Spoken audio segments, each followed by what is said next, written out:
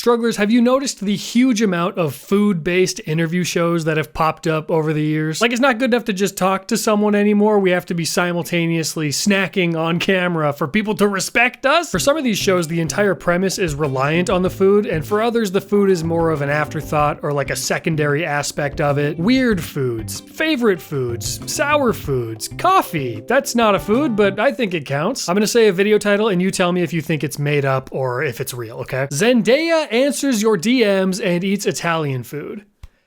It's real. Of course it's real. Needless to say, I've become a bit fascinated by this genre as of late, and I wanted to explore why. Just why. No, I want to explore why the formula works and talk about some of the things that make shows like this so appealing to so many people. Guests and viewers alike. New merch just dropped, by the way. There are some new hoodies and these fun embroidered shirts with the spring struggler design on it. The floral embroideries are very limited. I'll explain why at the end of the video. But for now, strugglershop.com to pick something up. I appreciate you guys. Thank you so much. Nowadays, if you were to ask somebody to name an interview show that involves food, the absolute king that probably pops into most people's mind is Hot Ones. The show with hot questions and even hotter wings. Are you familiar? And to me, this is the perfect use of the food genre. Having the guests eat increasingly spicy wings is, one, a challenge. I mean, it's pretty clearly a challenge. Look at this. It's broken. Poor Conan. Oh no. I'm fine. I'm perfectly fine. As a viewer, it's a fun gimmick to watch people struggle their way through the gauntlet. And there's an aspect of it that makes you want to play along. Like, I'm watching this show and I'm thinking, I could do this, you know? No big deal. I would be curled up in a ball on the floor halfway through the interview, crying my eyes out. It wouldn't even be that bad, dude. And something that a lot of guests always bring up is that the spice and their pain that they're going through kind of breaks down their walls and helps them sometimes answer questions more, what's the word I'm looking for? Earnestly, I guess? Like they're not thinking too hard about their answer with a PR brain. They're just trying to move on, you know, say, I'm gonna answer it truthfully and can we just move on to the next thing? I'm dying right now. And even with all of that, too, it also creates a very casual environment. Surprisingly casual, given what they're going through. You might think that eating dangerously spicy wings on camera would be intimidating, and you would be right, obviously. But you know what else is intimidating? The pressure of always being on. Have you ever watched any of those press tour interviews where actors are just sitting in front of a curtain getting horrendously boring questions hurled at them nonstop? I'd rather swallow nuclear waste than be put in that scenario. All of the pressure is on the interviewee in those situations. They have to provide all of the entertainment. They have to make the environment comfortable for everybody involved. They have to sit there with nothing to do with their hands. Awful. Except for those wired autocomplete interviews, at least they get to awkwardly struggle to peel the sticker off the board. Is Jennifer Lawrence good at, I'm assuming that says archery. There's something humanizing and relatable about seeing celebrities in this really vulnerable state that Hot Ones puts them in. It breaks down the walls that people tend to put up, whether that's from just like social anxiety or awkward tension from talking with someone that you just met. So the purpose of the food on Hot Ones is very clear. And Sean is one of the best interviewers in the game. It's an iconic show. We get to be here to witness it happening in real time. Think about that. Soak it in, baby. Someday, 30 years from now, a kid is gonna make a 3-hour-long retrospective documentary about it, and we get to say we were there for it. That's awesome. So Hot Ones is amazing, but there are so many other shows that also follow the food interview formula. So now I want to talk about how other shows use food in different ways to enhance the interview. Another show that's very popular right now is Amelia de Moldenberg's Chicken Shop Date. This one is very different from Hot Ones in many ways, but they both hinge on the fact that the host and guest are eating chicken throughout an interview. Chicken Shop Date is even more informal than Hot Ones in that the interaction is exactly what you'd think. It's a date at a chicken shop. Amelia isn't there to get the big scoop. She's not looking for the hottest gossip. She's not even necessarily there to help the guest promote anything. She's mostly just there to be your date over a nice chicken lunch. In pretty much every episode I've seen, the people she's interviewing seem refreshingly comfortable, and I think that's 90% Amelia and her just being very pleasant to talk to and the guests all like her. But the other 10% is the chicken. I just know it is. The show could still exist without any of the food, of course. When you boil it down, it's just a couple of people hanging out and having a very casual conversation, but having the food as a social force field between them really opens things up and contributes to the cozy vibe of it all. Having food in front of you gives you something to do. It's as simple as that. You ever just sit there having to talk to someone that you barely know and there isn't some kind of activity to break the tension? If I roll up to the function and there isn't a dog to pet or a seltzer to sip on, I feel like nothing more than a fleshy sack of bones. The fidget is what makes me feel alive. That's actually a lie. I'm pretty good in social situations, but I think that's what a lot of people want to hear. It's also comforting to break bread with other people. There's like a camaraderie that you feel when you eat with someone. I don't even know where that comes from, but it happens. It's true. Okay, it's true, believe me. Why else would the top comment on every single video be, blank is the perfect person to watch while eating? Don't you dare do that on this video. Stop typing. How dare you? Okay, so there are two very popular food-based interview shows on opposite ends of the spectrum. Hot Ones, Chicken Shop Date. One is a high-stakes challenge with deep research and professionalism, and the other one is basically like a fly-on-the-wall experience in the most casual sense, okay? So they're both very different. I do want to note that Sean and Amelia are both fantastic. You gotta watch when they both went on each other's shows. Historic moment. Okay, we gotta keep up on our pop culture history. This is gonna be in there, okay? This will be trivia in a few years. After I looked into this topic for a little bit, I realized that it went back so much farther than I initially thought it did. I was under the impression that it was a newer phenomenon because of the popularity of those previous two shows. But I have found examples going back 20 plus years, at least. I guess I have egg on my face after all. Coincidentally, that would be a very good name for a food-based interview show, Egg on My Face. I couldn't nail down a definitive answer for the first example of a show like this. If you happen to know, enlighten me. But one of the oldest that I found was from 2001, and it was called Dinner for Five. It was created by Jon Favreau, and it featured 5 different people from Hollywood just sitting around a table, eating dinner together, and talking shop about the industry. Now, someone might hear that description and think that it's just a bunch of elites stroking their ego for half an hour, and I gotta admit, that's what I thought it was gonna be as well. When I say someone, I mean me. That's what I thought. But it is actually a really insightful look into how movies are made and how producers and directors interact with like cast and crew. And also it's a masterclass on how to make smoking look cool. Colin, stop making smoking look cool. They still do something like this today with the Hollywood Reporter roundtables, but for me it's not nearly as relaxed as Dinner for Five was. Whenever I've listened to the roundtables, that's when I feel like they're just in there stroking their ego. And I think it's the food that helps it. Okay, I'm gonna say the same sentence 2 different times, and you tell me which one feels less eye-rolly, I guess. Is that a word? Which one makes you roll your eyes less, okay?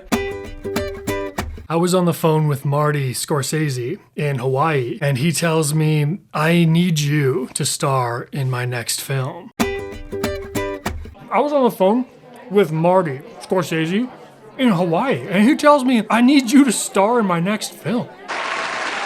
It's the same sentence, but one of them to me feels less PR-y, like a publicist told you to say it to further your career, you know? And then the other one feels like a real thing that somebody might say over dinner. Same words, different context, different emotions elicited, in me at least. Maybe you don't think that, but that's what I'm the one talking right now. I won't speak for you. I would not dare do that. And that's the power of food. I think I actually want more things communicated via food. Next time the president gets up on a podium and tells us about how the world is falling apart, I want him eating a Renaissance fair turkey leg, just snacking on it. It'll soften the blow. Mythical Kitchen has a great series called Last Meals where they kill the guest at the end? What? It starts with the guest having a nice existential chat with the host, Josh. How much have you thought about death? And then they slowly eat their way through every item on their Green Mile menu, their perfect last meal, all the while talking with their mouths completely full. You're correct. I messed that up. What do you think? I don't know, man. I think my last meal would be a bowl of strawberry frosted mini wheats.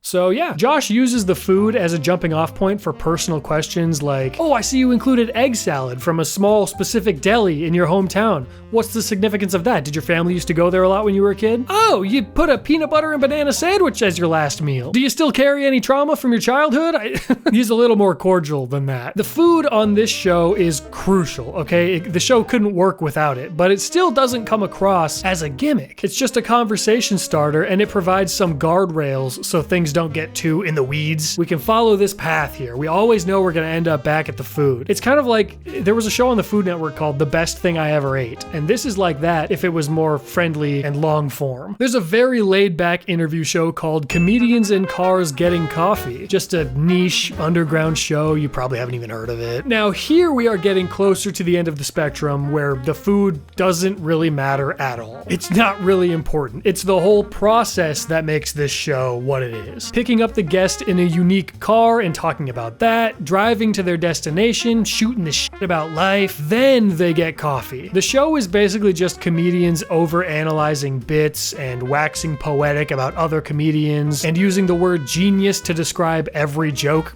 But it's back to the fly on the wall vibes that we get from a show like Chicken Shop Date, where two people are just out for a drive and they get a little coffee and we're just along for the ride. Do you like your kids?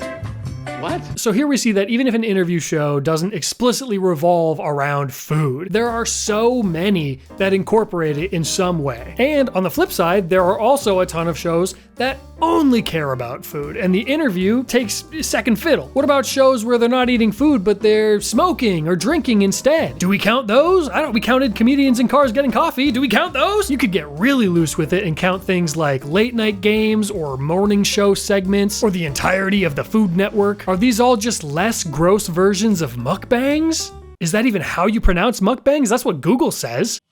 Mukbang. Perhaps it is. I don't know. Every time the housewives have something to fight about, they do it over dinner or lunch. A coincidence? I think not. I've used that clip 2 videos in a row now. I have heard a few different celebrities say that these food-based interviews are their favorites to do. And I assume it's for a lot of the same reasons that people like watching them. Comfort, mostly. As a viewer, you can kick back and feel like you're hanging out with some buddies. It's nice. Unceremonious, almost. But as a guest, you're kind of being pampered in a way as well. Depending on which show you go on, I guess. Did something just happen? You're getting to relax and nosh on some tasty food while chatting with a hospitable host. It's friendly, it's chill.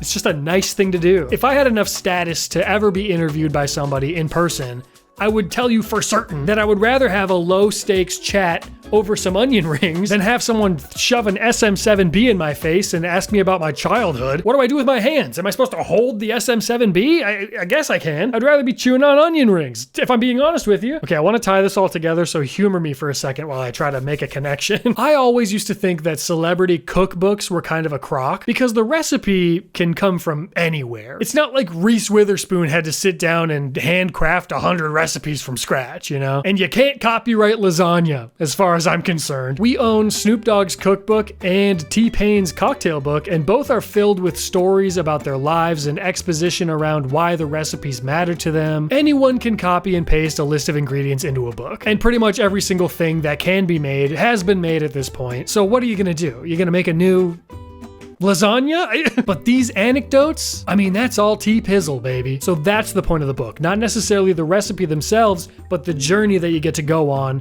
when you read through it. All that is to say, for the good ones, the food isn't necessarily what's carrying these interview shows either. The food is a fun little addition, and if I could make a little food analogy, the food is like the side dish, while the conversation is the main entree. So once again, is this a plague?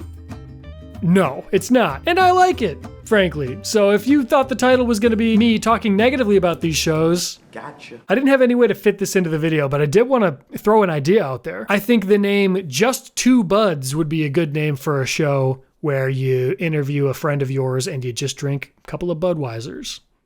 So if anyone uses that, feel free to send me a check in the mail. All right, thank you so much for watching. Like I said, I wanted to reiterate, new merch came out. Let's freaking go. The shirts with the big embroideries are very limited because my merch company doesn't make these. This is like a custom thing that they're only doing for me. How special is that? So if you want one of these, you gotta get them soon because they're not gonna last for very long. Everything else, don't worry about it. It'll be available when you get around to it, no problem. I hate doing limited stuff, but this, I have no choice. I'll be sending out thank you videos to people who order the merch this weekend, so Maybe you'll get a thank you, who knows? Speaking of thank yous, extra thank you to my patrons. Those listed here are in the top tier on there. You guys, let's go get some food. Let's grab some dinner. Where do you want to go? What am I in the mood for? Pasta, maybe? Want to get some pasta? Let's do it. More fun videos on the second channel. We're having a blast over there. If you haven't checked it out yet, come on, what are you doing? You're missing out. Make sure to check your subscriptions tab. Don't let the algorithm always tell you what to watch. All right, that's all I got for you. Thanks so much for watching. I will talk to you again very soon. Bye, guys. You're my ooey gooey, yummy, yummy, tasty little snack. I'ma hit it from the back, babe. You're a chewy, chunky, gummy, wummy, tasty little treat. Put this record on repeat, listen while you sleep, baby. Damn, you looking sweet, babe.